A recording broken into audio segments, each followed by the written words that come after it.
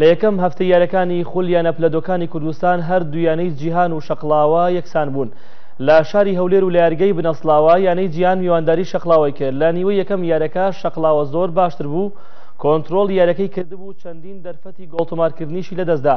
لە سەرەتای نیوەی دووەم هەردوویان ئاستیان لە یەکەوە نزیک بوو، بەڵام 30 خولەکی کۆتایی ئەو تایمە جیهان کۆنتڕۆڵی تۆپی کردو بە هێرشەکانی مەترسی تەواوی خستە سەر گۆڵی شەقڵاوە.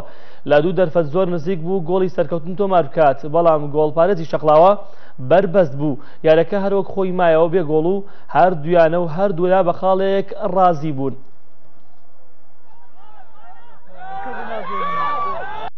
یاریەکە یاریێکی زۆر خۆش بوو، لە ئاسیش بەرزدا بوو.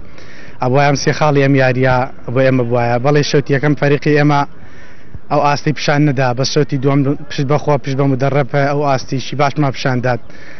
ئینشەڵا لە یاریەکانی داهات و قەرەبووی ئەم یاریەکەینەوە ئینشەڵا سێ خاڵی داهات و لە ناو خانەقیمە دەست دێین.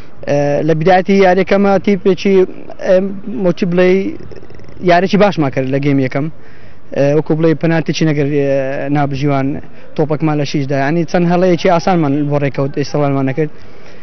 لە جێمی دووەم بەڕاستی تیپیمە تۆزێ ماندیبوونی پێوە دیار بوو، ینی وەکو بڵێ ئەوان تۆزێ ئیستیغلالی شەوتی دووەمیان کرد، وەکو بڵێ بامان لەسەر بوو. الحەمدولیلا وەکو بڵێ یەک خالیش باش یان لە دەرەوەی یاریگای خۆت